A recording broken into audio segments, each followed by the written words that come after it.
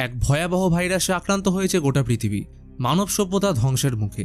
এই ভাইরাস মানুষকে 48 ঘন্টার মধ্যে হিংস্র আর ক্ষিপ্র জম্বিতে পরিণত করছে।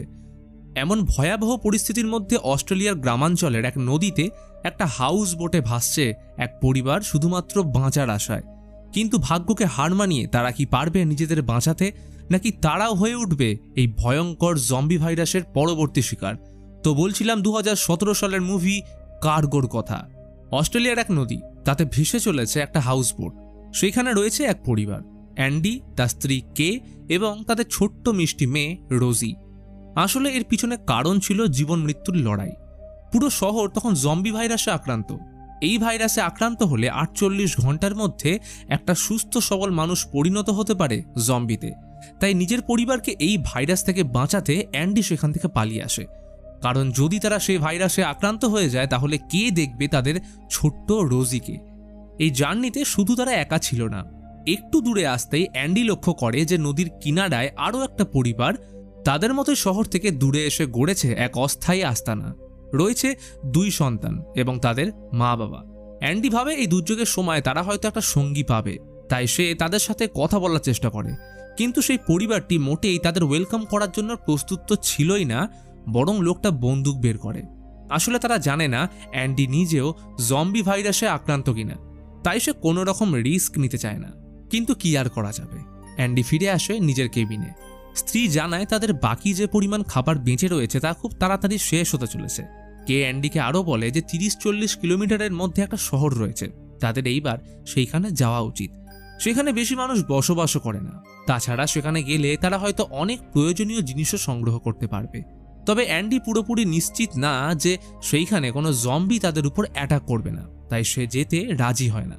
এছাড়াও সে একটা ম্যাপে দেখেছে যে পুরো অস্ট্রেলিয়ার বেশিরভাগ জায়গায় জম্বি ভাইরাসে আক্রান্ত, তাই তাদের জন্য হাউস বোটে থাকায় সবথেকে সেফ।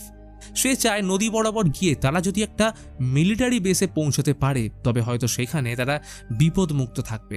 কিন্তু সেই বোটটা যে অতদূর যাবে তারও তো কোনো গ্যারেন্টি নেই, কারণ ফুয়েল শেষ হতে চলেছে। আবার এইদিকে রোজিরও প্রয়োজন পর্যাপ্ত পরিমাণ খাদ্য, তাই অ্যান্ডি বেরিয়ে পড়ে খাবার সন্ধানের উদ্দেশ্যে। সে একটা পরিত্যক্ত নৌকা দেখতে পায়, তার চেষ্টায় তা সফলও হলো। খুঁজে পায় আরও কিছুদিনের রসদ, কিছু খাবার এবং পানীয়। নিজের কেবিনে ফিরে এসে কে জানায় তাদের আর কোনো চিন্তা নেই, এখন তাদের কাছে মজুদ রয়েছে প্রায় 3 মাসের জন্য খাবার। তবে কের জন্য সেটাও পর্যাপ্ত নয়, তাই সে আবার নৌকায় ফিরে যাওয়ার সিদ্ধান্ত নেয়। এমনিতেও অ্যান্ডি তো বলেইছে যে সেইখানে কোনো বিপদের আশঙ্কা নেই বললেই চলে, কিন্তু বিপদ তো বলে কয়ে আসে না। সেখানে আরও কিছু জিনিস খুঁজতে যাবে আর সেই মুহূর্তে এসে শুনতে পায় একটা অদ্ভুত শব্দ, নিশ্চয়ই কোনো জম্বি। তৎক্ষণাৎ সেখান থেকে বেরোতে যাবে আর সেই মুহূর্তে জম্বিটা অ্যাটাক করে বসে। অর্থাৎ এখন সে ভয়ানক জম্বি ভাইরাসে আক্রান্ত। হাতে আছে আর মাত্র 48 ঘন্টা। দ্রুত নিজের কেবিনে ফিরে এসে একটা ঘড়ি পরে সময়ের ট্র্যাকিং রাখতে থাকে। অ্যান্ডি সবটাই জানতে পারে, যদিও তার বিশ্বাস ছিল সঠিক চিকিৎসা পেলে সে ঠিক হয়ে উঠবে। অ্যান্ডি তার ভালোবাসার মানুষকে এইভাবে হারাতে চায় না, তাই ওকে নিয়ে হসপিটালে যাওয়ার সিদ্ধান্ত নেয়। তারা উঠে আসে স্থলভাগে। চলতে চলতে দেখতে পায় পুড়তে থাকা জম্বিদের দেহ, যাদের মাথা মাটির মধ্যে পুঁতে রাখা হয়েছে। কিছু দূর রাস্তায় একটা গাড়ি চোখে পড়ল। সে গাড়িতে ফুয়েল ভরতে থাকে। যতই হোক কে তাড়াতাড়ি হাসপাতাল নিয়ে যাওয়ার দায়িত্ব তো তারই। এমন সময় একটা জম্বি সেখানে চলে এলে অ্যান্ডি দ্রুত গাড়িতে উঠে রওনা দেয়। অন্যদিকে নদীর চারপাশে থাকা জঙ্গলের মধ্যে ঘুরে বেড়াচ্ছে একটা মেয়ে, নাম থুমি। সে একজন আদিবাসী সম্প্রদায়ের মেয়ে। সে গাছের উপর বাসা বেঁধে আছে এবং জুতোর নিচে পাতা বেঁধে চলাফেরা করে, যাতে তার পায়ের ছাপ দেখে তার মা এবং তাদের আদিবাসী কমিউনিটির কেউ তার বাসস্থান খুঁজে না পায়। আসলে তার বাবাও একজন জম্বিতে পরিণত হয়েছে, কিন্তু অ্যান্ডির মতোই তারও বিশ্বাস তার বাবা একদিন আবার সুস্থ স্বাভাবিক জীবনে ফিরে আসবে। তাই তাকে একটা গর্তের মধ্যে লুকিয়ে রেখেছে, তার মা জোসি ও অন্যদের নজর থেকে লুকিয়ে, কারণ তারা জম্বিদের আগুনে পুড়িয়ে দেয়। কিন্তু তার বাবাকে লুকিয়ে রাখতে গেলে প্রয়োজন খাবার, তাই সে দিনের বেলা জঙ্গলি প্রাণীদের শিকার করে এনে বাবাকে খেতে দেয়। সে মুখে এক বিশেষ ধরনের জিনিস মেখে থাকে যা তাকে জম্বিদের থেকে সুরক্ষিত রাখে। এদিকে কের রক্ত ধীরে ধীরে জমাট বেঁধে জেলির মতো পরিণত হচ্ছে, অর্থাৎ সে আস্তে আস্তে জম্বিতে কনভার্ট হচ্ছে, যদিও সে মনোবল হারায় না। এমন সময় প্রয়োজন পড়ে রোজির ডায়পার বদলানোর। কে সেই কারণে বাইরে গেলে হঠাৎ অসুস্থ হয়ে পড়ে। অ্যান্ডি গাড়ি থেকে বেরিয়ে কে আর রোজিকে আবার গাড়িতে নিয়ে আসে। কে জানতো সে যদি এমনভাবে রোজি এবং অ্যান্ডির সাথে টাচে থাকে তবে তার দুজনের জন্যই বিপজ্জনক। তাই সে গাড়ি থেকে এক প্রকার জোর করেই নেমে যায়। সে অ্যান্ডিকে বোঝাতে থাকে তার বর্তমান পরিস্থিতি এখন নিয়ন্ত্রণের বাইরে, কিন্তু অ্যান্ডি তখনও মানসিকভাবে প্রস্তুত ছিল না। কে হসপিটাল যেতে রাজি না হলে অ্যান্ডি জোর করে তাকে গাড়িতে তুলল। এমন সময় তাদের গাড়ির সামনে একটা জম্বি চলে এলে নিয়ন্ত্রণ হারিয়ে তাদের গাড়িটা একটা গাছে ধাক্কা খায়। গুরুতর আহত হয় কে, সাথে জ্ঞান হারালো অ্যান্ডি।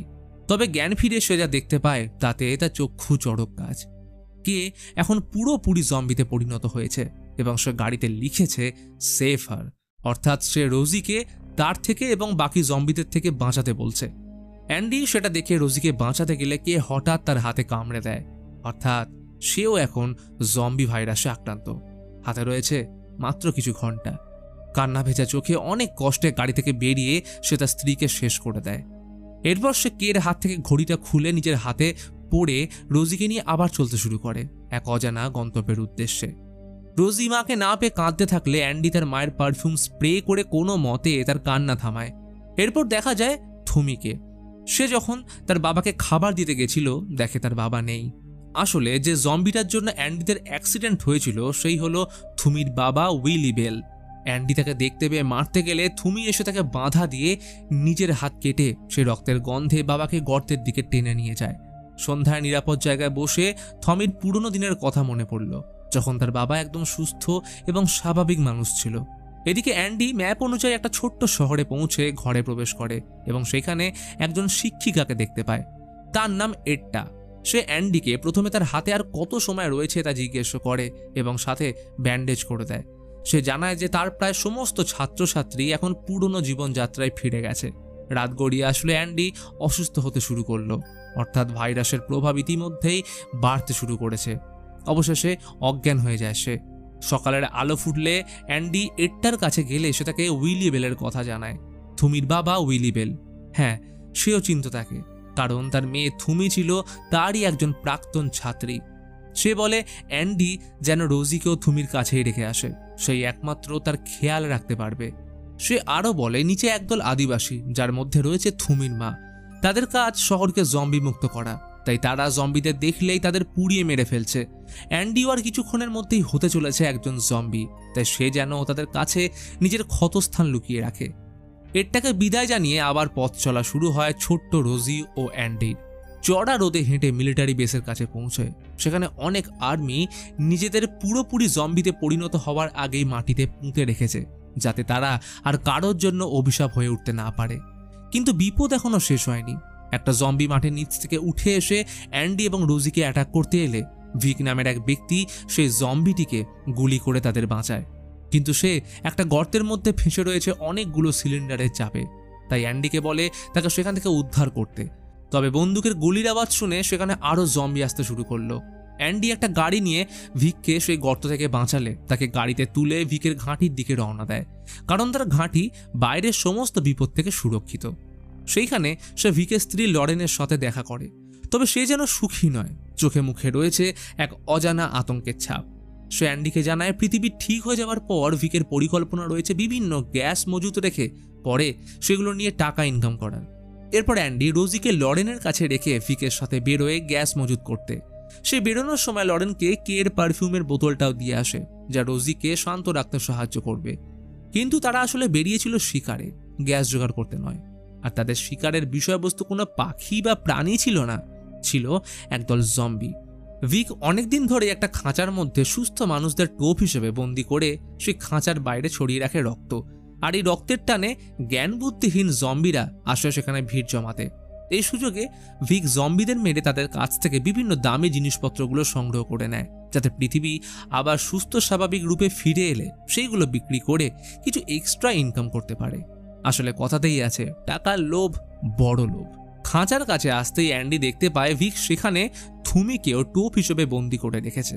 অ্যান্ডি সবটাই বুঝতে পারে যে ভিক আসলে কোনো ভালো মানুষ নয় এবং সে যদি তার মেয়েকে জম্বিদের থেকে সুরক্ষিত রাখতে চায় তবে তাকেও ভিকের সঙ্গী হতে হবে এই কাজে।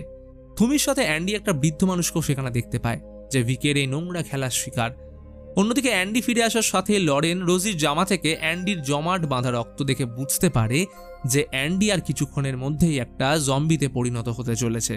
অ্যান্ডি এবং ভিক ততক্ষণে তাদের কাজ সেরে ফিরে আসে নিজের ঘাঁটিতে। লরেন যদিও ভিককে এই বিষয়ে কিছুই জানায় না।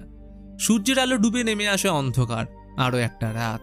অ্যান্ডি রোজিকে দেখে বুঝতে পেরেছিল সে লরেনের কাছে সুরক্ষিত থাকবে, তাই সে পৃথিবী ও নিজের যন্ত্রণা থেকে নিজেকে মুক্তি দেওয়ার সিদ্ধান্ত নেয়। পুরো ঘটনাটা দূর থেকে দেখতে পেয়ে লরেন রোজিকে নিয়ে সেখানে আসে। অ্যান্ডি রোজির দায়িত্বভার লরেনকে দিয়ে নিজেকে শেষ করে দিতে চায়। লরেন জানায় সে এইখানে থেকে রোজির দায়িত্বভার পালন করতে পারবে না, কারণ অ্যান্ডির কাছে এখনো প্রায় 20 ঘন্টা মতো সময় রয়েছে, তাই তাদের উচিত এই জায়গা থেকে অন্য কোথাও চলে যাওয়ার।